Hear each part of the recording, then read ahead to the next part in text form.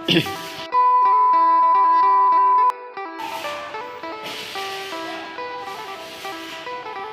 กราบทักทายสบายดีพี่น้องเอฟซีบ่าวการสนุกคนหวักไม้เบิดสุคนเพื่อวันนี้เฮาสิพาพี่น้องมาอัปเดตงานของเฮาอีกเสร็จเก่าเสร็จเคยเนาะพี่น้องเนาะหลังจากที่สำเร็จเกี่ยวกับเวียกงานติดตั้งพื้นไผ่ต่างๆเดี๋ยววันนี้ทั้งทีมงานสร้างเพิ่นได้มาติดตั้งประตูให้พี่น้องเนาะเพิ่นกำลังจอดเพราะว่าประตูเฮาจะใส่มีทั้งประตูแหวนแล้วก็ประตูม้วนทางหน้านี่พี่น้องเนาะตอนนี้เพิ่นยังใส่ประตูห้อง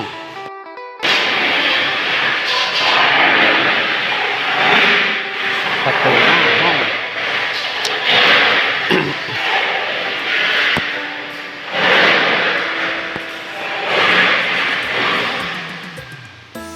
เป็นมือ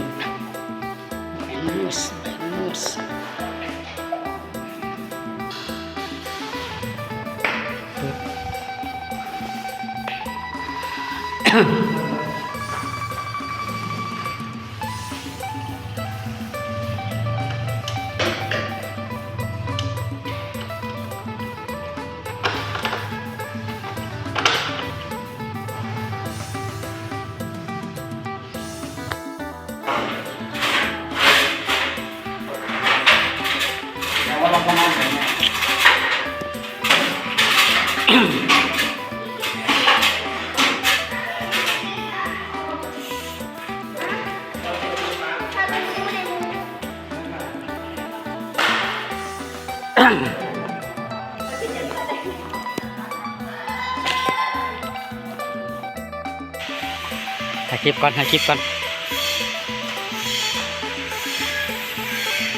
ขอกราบราคาสบายดีพี่น้อง FC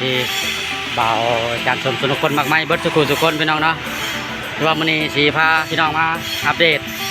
การก่อสร้างห้านเฮาคือเก่าพี่น้องเนาะเพราะว่ายังบ่ทันเสร็จสมบูรณ์เทื่อพี่น้องเนาะยังขั้นตอนที่สุดท้ายเทื่อเป็นขั้นตอนการใส่ประตูแล้วก็ใส่แว่นพี่น้องเนาะที่ว่ามื้อนี้ทางทีมงานสร้างเพิ่นมาพร้อมกันพี่น้องเนาะทางทีมงานประตูม้วนแล้วก็ประตูแว่นแล้วก็ทีมงานสร้างแอร์แล้วก็เพิ่นเดินทางมาฮอดเป็นที่เรียบร้อยพี่น้องเนาะเดี๋ยวสิให้พี่น้องเบิ่งนำกันอันนี้แม่นทีมงานประตูม้วนเนาะพี่น้องเนาะประตูอาหารของเฮาจะมีอยู่3ปองเขาจะติดประตูม้วนซะก่อนแล้วเพิ่นจะใส่ประตูแว่นอยู่ทางนอกเนาะมือเพิ่นจะมาใส่ให้ประตูแข็งบ่แข็งสมควรพี่น้องเนาะเป็นของเป็นเล็กๆแล้วรถได้ลูกรถได้เป็นเล็กของไทยครับเนี่ยพี่น้องคนเวียดแต่ว่าเล็กไทย คนเวียดแต่ว่าเล็กไทยเนาะเฮ้ยฮะ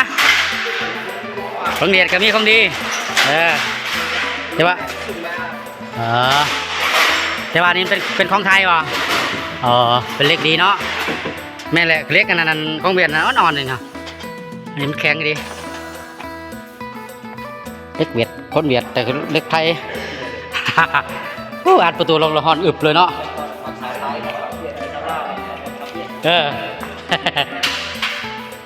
ตัวม้วนพี่น้องเนาะปึ๊บแข็งสมควรสมราคาทีมงานสร้างแอร์เพิ่นก็เดินทางมาถึงเป็นที่เรียบร้อยนี่แอร์ใหญ่พี่น้องเนาะแอร์เกลีย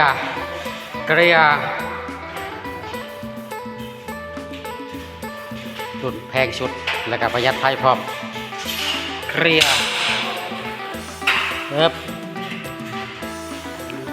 คือแอร์นี่เขาจะติดหน่วยหนึ่งก่อนพี่น้องเนาะ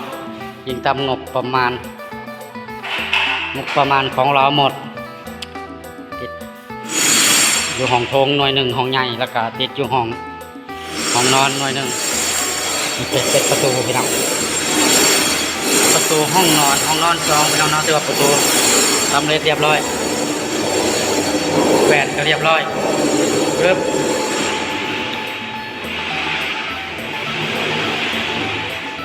งามบ่พี่น้องงามบ่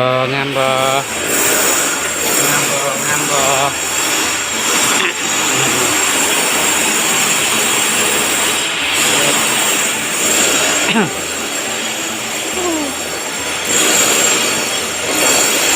าดว่ามื้ออื่นคือสิสำเร็จพี่น้องเนาะ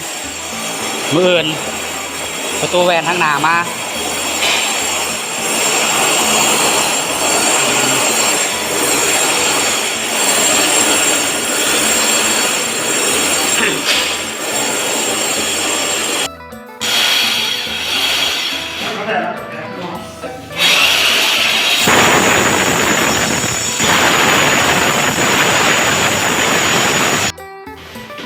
ทุกเย็นเลยลูก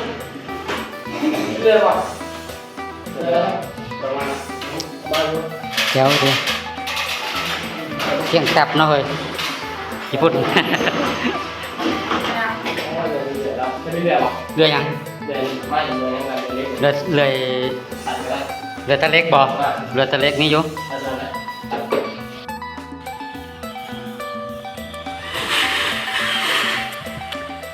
งานประตูพี่น้องมานี่งานประตูกับงานแอร์มาพร้อมกันเลยก็ถือว่าใกล้สิสำเร็จพี่น้องเนาะอีกประมาณมื้ออื่นคือสิสำเร็จหมดพี่น้องเนาะมีแต่เกียมกะเกียมรอท่าขึ้นพี่น้องเนาะมื้อวันที่3เนาะขึ้น6 ค่ำพี่น้องเป็นมื้อขึ้นอย่างเป็นทางการสำหรับห้านเฮาพี่น้องเนาะ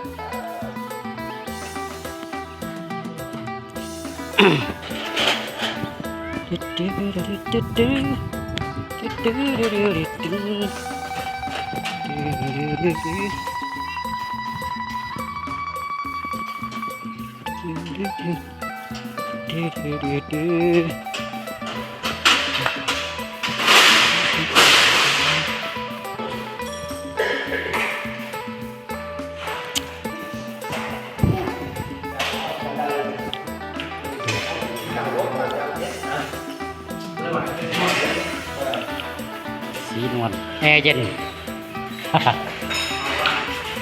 อากาศร้อนสนใจอยากติดแอร์ติดต่อเพิ่นได้เด้อพี่น้องติดต่อได้สำนักงานอยู่บ้านโพธิ์ทองโพธิ์ทองเนาะบึกบ่ปุ๊บปุ๊บไปปรับเทิงที่เนาะ ลูกสาวครับแหละราคาลุ่ม ราคาลดลงดิ เอาลูกสาวมา ลูกสาวเบิ่งลูกสาวงามเนี่ยลดลงหน่อยหนึงติครับว่าใกล้สิเย็นแล้วบัดนี้เย็นแล้ว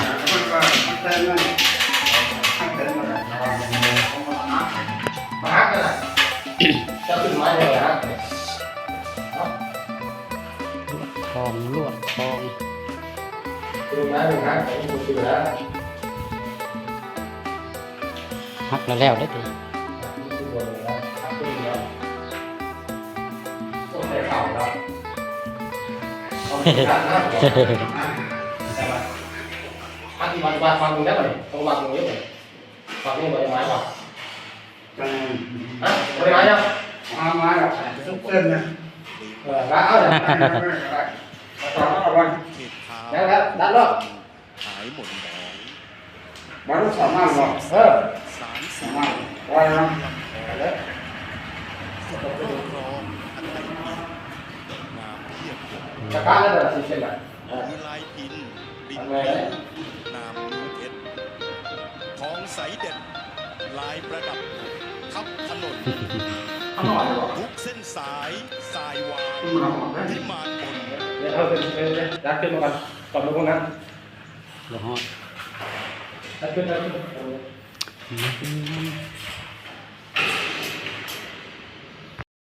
่พอมีทีมงานจะเลยไว้หมดได้ บ้า มีแต่บ้านรู้เลยวางรู้เด้อตายตายเลยลูกลูกไม่พอนะลูกมันจะได้ลูกมันจะญาติน้ำตายอ่ะลูกมา ไม่อยากนั่งนะ แม่แม่เลยลูกมาแล้วมันเป็นเหงาเนี่ย ผมไม่อยากนั่งผมไม่อยาก มุนไปเลยนะ โอเคพี่น้องถือว่าสำเร็จเนาะสำหรับมื้อนี้งานสร้างเพิ่นสำหรับงานประตูม้วนถือว่าเพิ่นติดตั้งสำเร็จมีแต่เบิ่นมาใส่กรอบบอลปกบอลม้วนนี้แล้วก็มาใส่ประตูแหวนก็ถือว่าโอเคสำหรับประตูแหวนห้องนอนถือว่าสำเร็จแล้วห้องหนึ่งยังห้องที่2แล้วก็ห้องน้ำกับห้องครัวถือว่าตอนนี้ยังแต่ทีมงานสร้างแอร์เพิ่น เนาะเพิ่นหากาเริ่มมาติดตั้งวางแรงนี้เนาะคาดว่าคำจะน่ะคือที่สำเร็จเพิ่นเนาะแอร์สำหรับที่เฮาเอามาติดตั้งมื้อนี้มันจะมีอยู่2หน่วยพี่น้องเนาะคือเอาแอร์หน่วยเก่าที่เฮาออกจากเรือนหลังเก่าแล้วแหละพี่น้องแล้วก็เฮาซื้อเพิ่มอีกหน่วยหนึงเพื่อหน่วยในใหญ่สุดเข้าใส่ห้องโถงใหญ่เนาะปกติเป็นเฮาใส่2แต่ว่างบเฮาเบิดพี่น้องเนาะก็เลยว่าใส่หน่วยใหญ่ก่อนหน่วยหนึงเนาะหาเงินไปก่อนอีกจัก 2-3 เดือนเขาจังใส่อีกพี่น้องเนาะถือว่าเริ่มเข้ารูปเข้าห้างเข้าทรงแล้วพี่น้องเนาะถือว่าใกล้จะสำเร็จแล้วถือว่าใกล้จะสำเร็จ100%แล้วพี่น้องเนาะถือว่ารออีกจัก2-3 มื้อคือสิสำเร็จเนาะเดี๋ยวสำหรับคลิปนี้ก็บ่มีอย่างไรพี่น้องเนาะขอขอบใจสำหรับผู้ที่ให้การติดตามรับชมด้วยดีตลอดมาเนาะฝากเป็นกำลังใจเอาไว้เจอกันคลิปหน้าพี่น้องเนาะเดี๋ยวว่าสิอัปเดตให้พี่น้องเบิ่งอีกสำหรับคลิปนี้บ๊ายบาย